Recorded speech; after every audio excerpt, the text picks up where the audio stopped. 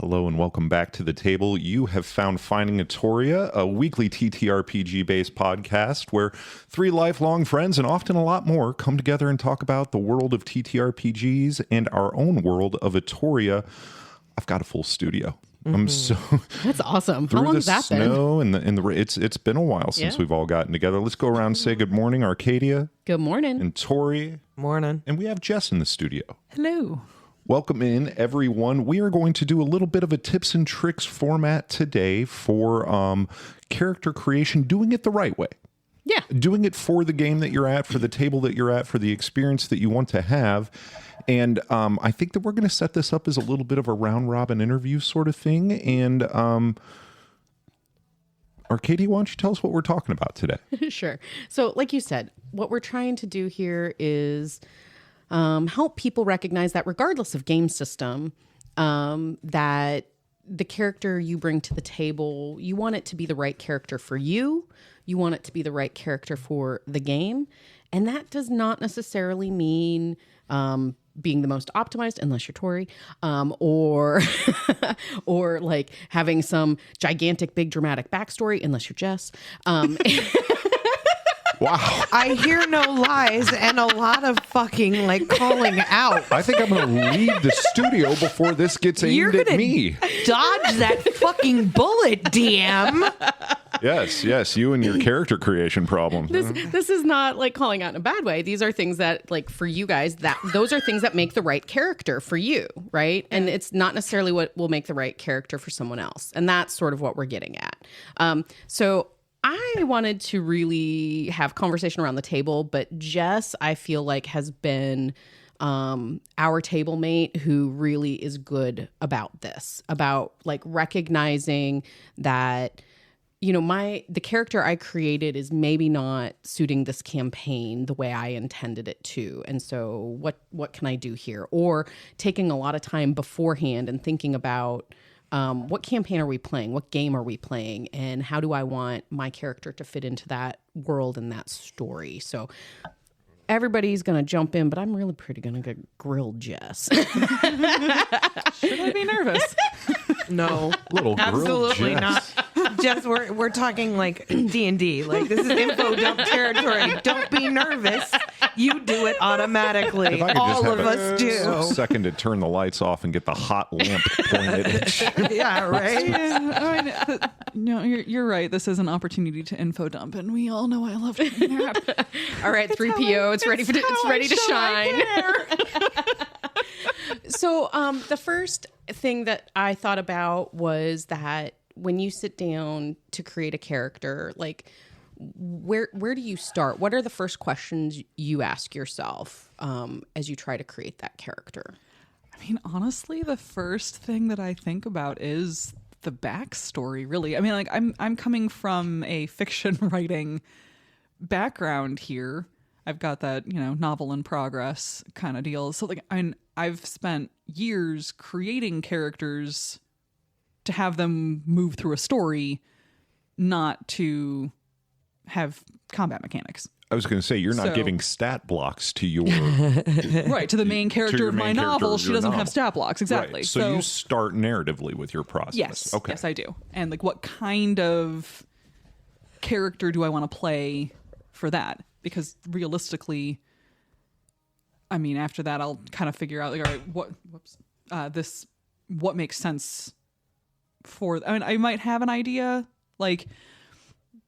There's a ranger class that is the the Drake Warden. Right, you want it so bad. I lose the bet. I said it would be longer than 5 minutes before we heard the Drake there Warden. it is. I owe to the kitty now. Yes. So I guess here's my question. Dragon Rider. And this I'm going to throw out to everybody is, are you thinking more about like a character you want to play, or are you looking at the world that you're going to sit down to the table at, the campaign, the game, and looking at it from like, well, how does that character fit into the campaign? Like, if I'm going to sit down, world and setting based. Yeah.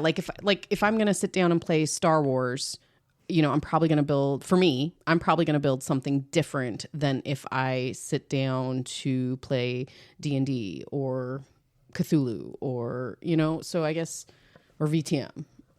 So where do you guys start? Do you think about that at all, or do you just like to build the character? Both. See, this is something that's changing for me. Yeah. Because I used to always know my setting very well. High fantasy world. We're really usually not playing in Faerun or playing in a setting. We're playing in our homebrew setting. So I feel like I know that well. And if I'm going to create a character, those things are almost constants for me. Like I know no matter which character it is, the kind of world it's going to have to interact with. But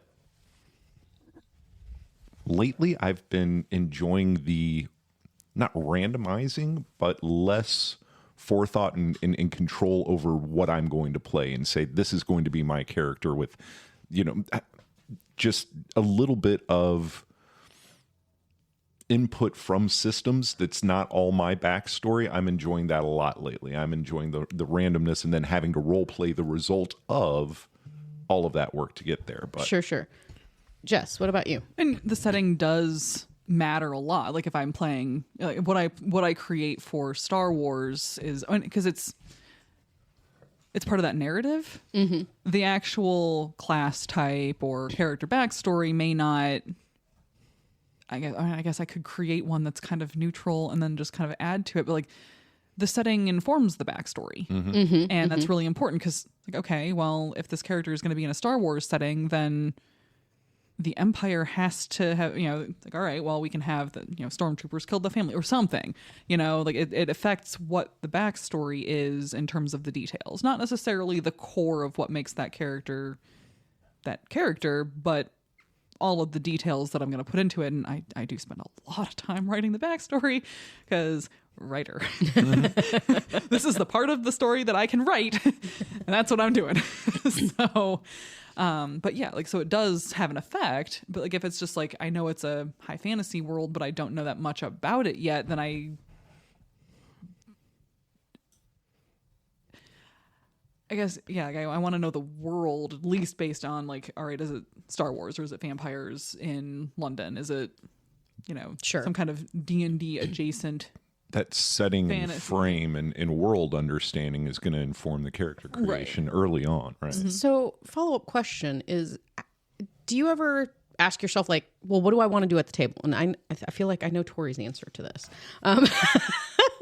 Just getting steamrolled. You've been so polite the whole episode. It's just shots and shots. Like, I mean, okay, so like, because I think that could be either a continuation of that whole, like, are you fitting setting? But it could also be completely opposite. And an example, what I did is I put a flippin' barbarian into a space opera type, So, like, do you think about what do you want to play at the table versus the setting? Yes. And is that more important to you? Right. Well, most of my characters, I'm not going to lie, and this is just because it's me, most of them are going to have roguey right. We've laid that out, I think, every episode. But even if I like, you can do that within other classes very fucking easily. And it would depend on the setting and what I was going to do. Once again, I always ask the question, what do I want this to do? Right. And you think about those actions and those turns. What do I want this to do? When I'm role-playing this character, what actions do I want to be taking? And why am I going to do that all the time? Yeah, like, so both. Mm-hmm. And it's usually the question that gives me both is, what do I want this character to do? Or what does this character need to do? Okay. Now that can I jump in with a question, because now you're kind of bleeding into, and not everybody always has this information when they're making a character, and I find myself when I play having to pull back from doing this is I do group examination. That's what I was gonna say. I do too. What do we already have? Yep, me too. What do we need? Maybe I'm really wanting to go something roguey, and I've got two other players at that table that are like, yes, backstab, assassin, swashbuckler, killer right here, and I'm like, okay, well, they don't need that right now. Jess, you're Drake Warden. Do you give a shit if the party benefits from if there's a redundancy, or should the player at the table even consider that? Because at that point in time, are you trying to win the game because of group mechanics? You know what I mean? Because it matters in game, but does it matter to you during character creation? Kind of both, because I guess I have the luxury of playing with a group that, like, where the DM kind of will make sure that, like, the DM's not out to kill us. It's a really good guy. I met him. Super dude. So, like, if we did end up with, say, a party of all wizards, we could do that and we wouldn't immediately die because the campaign would be geared towards all wizards. But There'd be multi-classing level 2. I mean, that doesn't mean that there's not going to be problems. He's literally holding a mug that says "Tears of my players." But, like, I don't think I've seen anybody in my time playing. I mean, granted, I haven't been playing with this group for decades like they have with each other. I am the newbie here. I've never seen a character get killed. So I might just be complacent because nobody's died yet. And to be fair, because we don't play raw, and our style is not out to decimate the party, I feel like it's sort of if you're really making bad, stupid choices that result in your death, it's going to happen. But I've always said that if a player dies, the game should kill the player and not the DM. Yeah. But the DM should fuck with the players. Should fuck with the characters. I mean, that's the thing. If I can present challenges without, pulling your last, hit point, then I think that's a little bit better. But if the game mechanics and the situation, the decision making, if I made a fucking stupid decision and then rolled really terribly I'm at gonna it, jump off the cliff. All right, lemming. Right, and that's that could, but none of us have done anything like that in thus far, at least. A couple sightings of Leroy Jenkins, actually, that were accompanied with just good enough rolls that everybody got to go. Or we've all just been lucky. Right. And yeah, you, absolutely. miss, I'm going to blast everything in sight, Katie. Me, never. Okay, so I wanted to try to negotiate. Thank you. So definitely a good starting point. And I think whether you're looking at what else is at the table versus what do I want to play, I think that really just sort of depends on the type of person you are. Yeah. I very much like to force myself to play something different sometimes. And so I don't mind looking at the table and being like, well, I really wanted to try out this whole roguey thing, but we've already got 2 or 3 of those at the table. So, okay, I guess I'm going to try the monk instead. But I think a lot of that comes down to who you are as a player. If you are more set on, I want to play the character I want to play, right? That doesn't make sense for you to then, change it because of table dynamics. You're not getting what you set out of the game. Right, you're playing for. It's like I've done both. Sure. Like right. When I like to play wizards, and when I needed to create a new character for the art. We already had a wizard. There was literally no narrative purpose to me being another wizard. So I made a bard and then had a real hard time getting that to work the way I needed it to. But I think it's good now. And I think, I'm sorry. And then now we have another wizard. Like, right. Really? Come on. So I think that's a really good point, though, to bring up what about when you switch course like that? Or maybe when you sat down to create the character and you thought, okay, what do I want to do? And, do I want to try and make it fit this certain setting? And you sort of miss the mark. What happens when it's not working? Right. And which is what you just said. Like you said, you wanted to create a wizard. You wanted to play a wizard. You looked at the party and said, maybe not. I'll go with a bard. I got convinced to play a bard instead, which wasn't wrong, but and it wasn't quite working for you. College allure, baby. Right. Mm-hmm. So I would love to, we're about time for a break, but I think that'd be a really good discussion when we come back is, okay, you've sat down, you've covered that backstory. You've looked at what you want to do. You've looked at how it fits into the game and the table. And what if you miss the mark? How do you course correct? We'll talk about that after the break. When you sit down at the table, open the books, and spill out the dice, you're looking for an epic adventure. Tabletop role-playing is more popular than ever, and every day new players join our great hobby. My name is Steve Kellums, and I'm the host of the Epic Adventure Podcast. I'm just a fan with a radio voice, but joining me on this quest will be Mike Howlett, the co-founder of Oddfish Games, a great independent game company, and Christina Stiso, a PhD student studying game-based learning. Together, we will discuss all things tabletop gaming, from character creation to world building to setting and pacing. We will give you tips and tricks to make your games, well, epic. Like and subscribe to the Epic Adventure Podcast today. This episode of Finding a Tori is brought to you by Wordleaf Media. The Finding a Tori podcast is looking for guests for our upcoming episodes. Are you or someone you know passionate about the TTRPG community and have a story to share? If so, contact us on our socials or reach out at wordleafmedia.com/findingatoria. And now back to your program. Welcome back from the break on Finding a Toria. We're in the middle of a pretty cool conversation discussing how to make sure that your character creation is right, not only for you as a player, but the game that you're engaging in. Doesn't happen all the time, does it? No. And you got to know what to do when that happens, because otherwise you're stuck playing a character you don't want to at a table that you're not into. And that's what we're trying to avoid, right? Mm-hmm. I would say so. I mean, if you're sitting down to game and you're dreading pulling up your character sheet because you don't enjoy, what's the point? What's the point of the game? Yeah. So if you find yourself in that situation is kind of what we're approaching, right? Yeah. All yeah. right. So how do we course correct if we find ourselves in that situation? What do we do? Kick somebody, run out of the room? Nope, that's not As fun as that might be, that's not going to actually solve the character problem.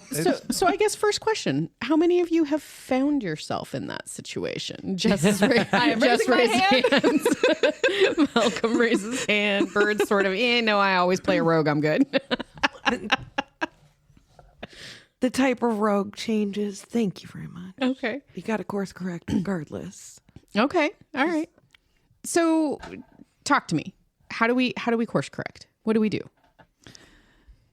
Well, for me, the first thing I do is once I realize it's not working, and I usually realize it's not working if I'm finding that I'm getting really frustrated in game and it's not necessarily tied to, sometimes it's exacerbated by terrible rolls. Right. But that wizard that I made, for example, the one who really likes Fireball, that one I can roll poorly and I'll laugh it off. Mm-hmm. But if I'm actually getting upset about rolling poorly, then that's a good sign for me that there's something wrong with how I built this character. It's indicative of something deeper, yeah. Because I'm not having enough fun to override the frustration of truly terrible rolls. That's a really interesting point, because I was thinking about that when you said if you're just rolling poorly. We all have had those games where everything we try, it just doesn't work, and that's just a bad game. I mean, it's a moment. Can you shake it off? Can you not?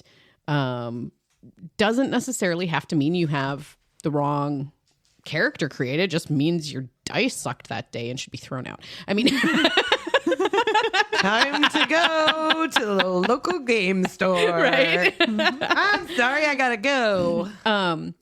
But yeah, sometimes maybe it is something deeper. How do you know that? So I guess it does take more than one session, because it is possible for a shit roll day to occur at the same time as work stress and I don't know. So it could just be a bad day. It could just be a bad day overall, and Right. that's why I'm not able to laugh off bad rolls as well. But if it happens again, all right. If you're coming This to is the table every persistent. time and you leave going, Yeah. Sure. Then that's a sign. Or if I'm not excited to play that character. Mm-hmm. Malcolm, you said you've been in that situation where you've played the character that didn't quite work. How do does that, what tells you that? Just lack of interest. If you find yourself not really keyed up about your turn coming around, the actions that you have in your economy, those sorts of things can just tell you that maybe you're not enjoying the build. For me, it was second gen. When we did second gen, I had to come up with, and once again, Draville was a DMPC, and I had to come up with something that really did not need to be that integral in the game narration. And I went with fighter again. I went with a little dwarf this time, and it was just another one of those when it comes. Remember his name, Kenson. Oh. Okay, yes. Okay. Yeah, and just knowing that when it came back around to me for my turn to be playing, it was going to be another hack and slash, but I had no narrative investment in this, and it had really just drawn it up. So some of the things that you can do, I didn't at that time, but I've seen a lot of players find an avenue out of that frustration with the multi-class.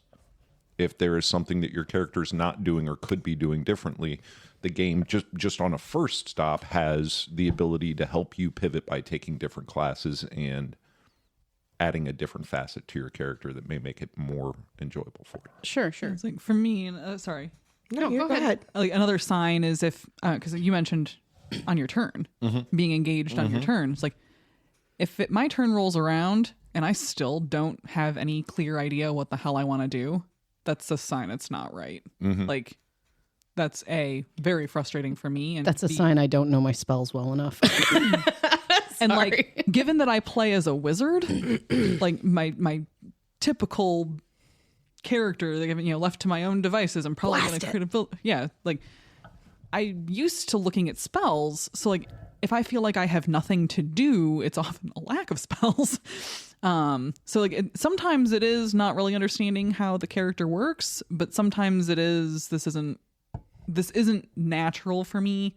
I don't understand how this works. So either that's an education issue or it's I need to adjust something slightly. So that one I'm willing to look at it being an education issue, but sometimes even looking into how am I supposed to be playing this character, like how to make the most of playing this type of character. And this is what I ran into with the Bard was, part of the issue was that I did not know how to play the character, but part of the issue was that I did also need to course correct and actually make some changes to the character build as well. And now when you did that, I mean, was it a total revamp of your character, or like did you what kind of changes are you talking about here? Okay, so part of this was that I had made because we were I'd made a new character to join in a campaign that was ongoing for level 20 characters. So I was jumping into a class I'd never played before.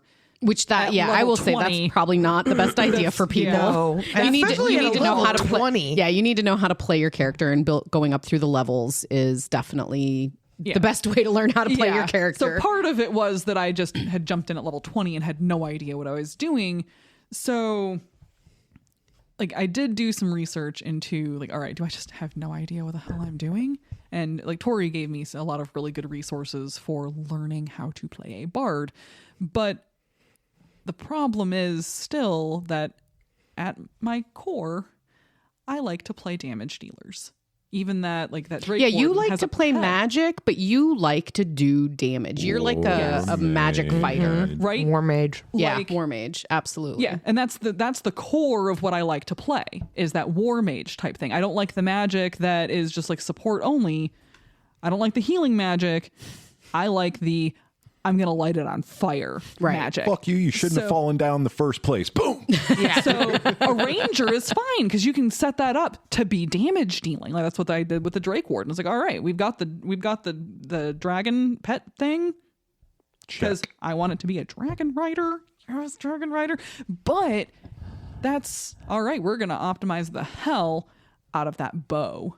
And we're going to do as much possible damage with the bow as possible. Mm-hmm. And that's that, like that, there are some spells, but I'm not going to rely on those because I don't really need to, because those are kind of more battlefield control type stuff. It's like, they can, some of them will make me do more damage, which is great. So a part of it for you was recognizing that in spite of your class, you want to be able to do damage. And so you had to make adjustments to What, like the type of spells you had on hand, or what kind of adjustments were you making? So for the bard, Because bards are not typically major damage dealers. yeah. They can be. They can be if you do them you right. suck. Yeah.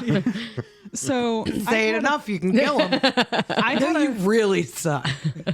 I had a College of Lore bard, which isn't really the damage dealer type of bard. That's one of the more support class bards.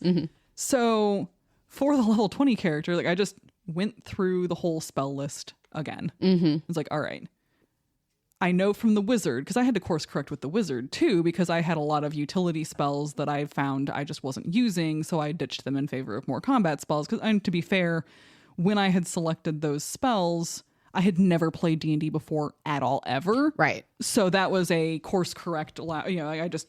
So for you, a bit of learning curve is like identifying that what we started with is what do you like to play, and knowing what do you like to play. Yeah. And some of that I knew from years of playing World of Warcraft.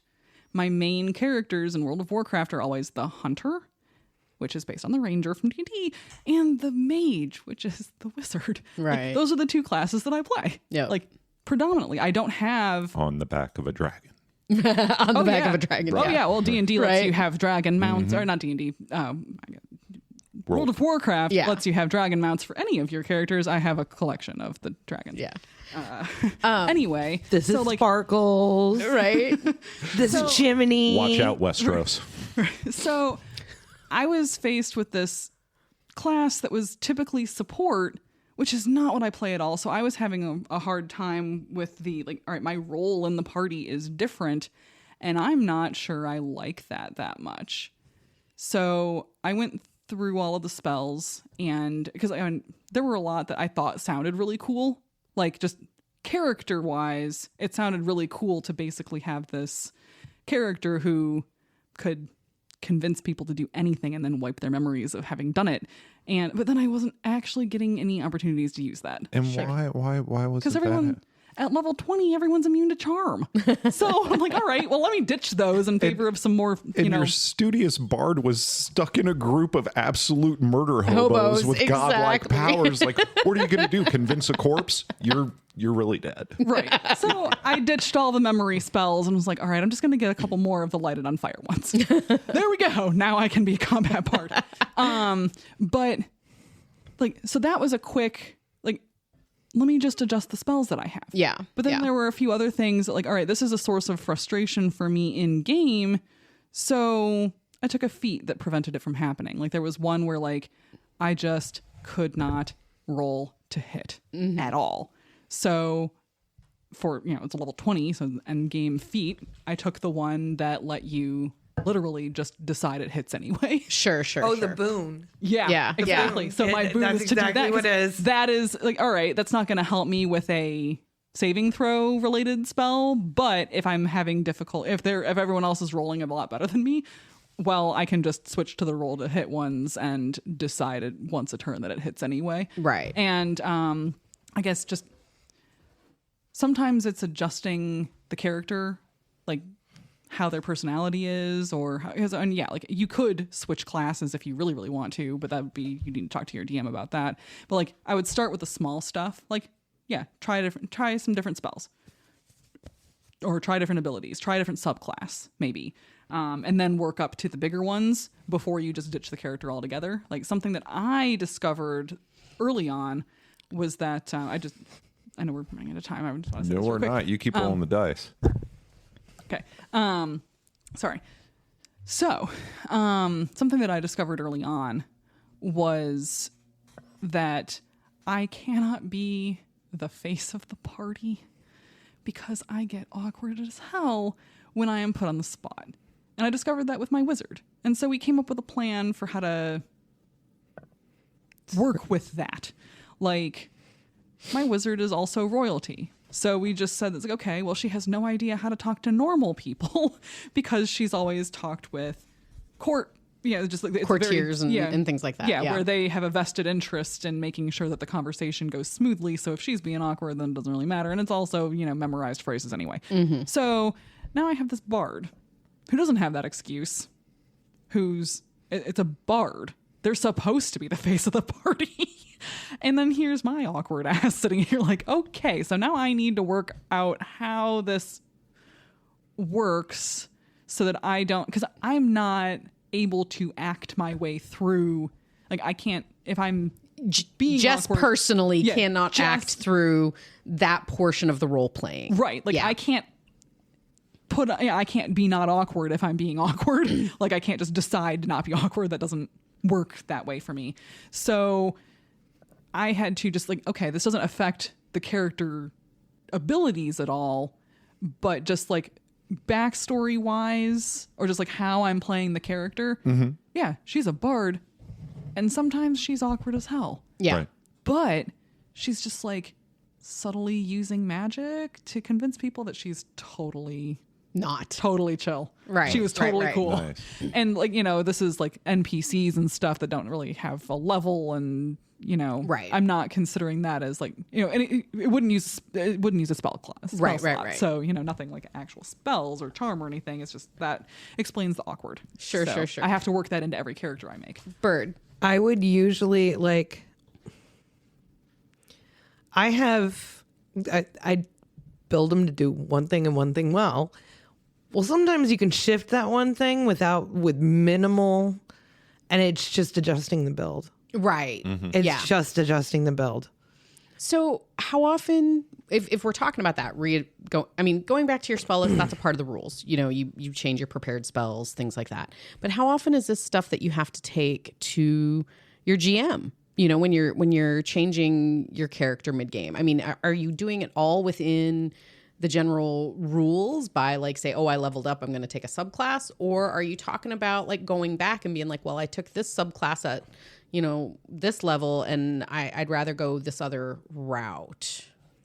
I was going to say, if I can't fix it within the build and leveling up and getting feats and like fixing whatever is bothering me. Course correcting as you go. Course correcting as I go. If I have no problem doing that, I would rather do that. But if it is bothering me that much, I would seriously go have a discussion with DM. And I would imagine the DM's probably going to be aware of this, Yeah. even if there wasn't a previous conversation. You're going to see, the struggling This is moments. not You're going to going see, good for them. The bad rolls are not bouncing off of the person. Yep. And being open for that conversation is important. So that's my final question, I guess, is how much of like your character working in the campaign is your responsibility, and how much of it is the GM's responsibility? And I bet that is a very controversial topic out in the community. But curious, I'm going to ask our perennial GM. Oh, I think that it working for the player only they know what's going to work for them. I think that the GM's responsible for things that create the opportunity for it to work well, to include that character and their skills into the narrative story, to make sure that when there's important action happening, that they're not ancillary to it, that they're involved in it with however that build is. But I don't know that you can say, okay, I'm here with my character and it's completely up to a storyteller, a game master, or the other players to make sure that I'm enjoying it. I think it's collaborative all the way down. Yeah. It's like that problem that I had with all of those charm spells that I had on my bard. Like, you could give me a million opportunities to use those, and then the rest of the party would not let me do it because they're murder hobos. Like, I would still never. So that's a disconnect between the reality of the party in the game and what I had. Right. Spell. It was like, and you and I had a conversation on it. Yeah. And Yep. you even offered to like, all right, is there something I need to adjust? And I was like, no, I think the best solution is for me to just ditch those and get something And else. I think when it gets to the GM, and then I'll step out of the conversation, is if, in our scenario, Jess, if you had to come to me and said, like, I'm playing the bard I always wanted to play. This is like my dream character, and I can't do anything in game. That's on me. That's something where I'm like, all right, well, I'm not picking up this part of the story enough.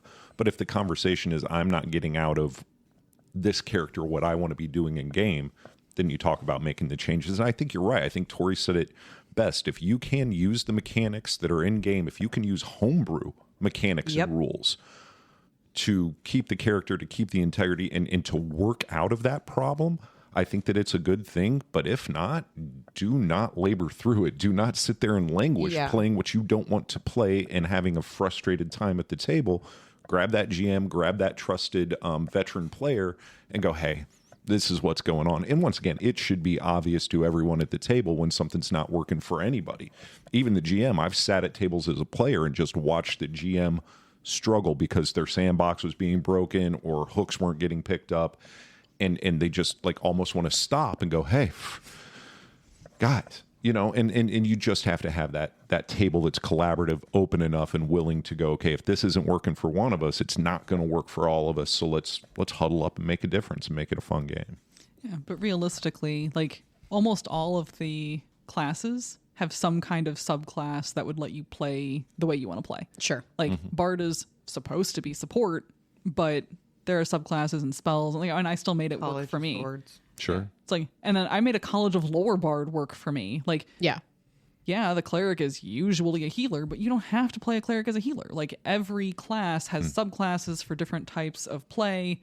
And hell, you can play a rogue and then give them spells with the Arcane trickster. Like there's a rogue that can do magic. Right. Say the thing, Tori. Say the thing. I said the thing. So you can try out different classes and still have it be your type. You know, because I'm I guess the type of player that doesn't like to try to get too far out of what I really like, but I can make any class work with that. I think so. It's just a matter of getting it to that point and getting more experience with making it. Sure.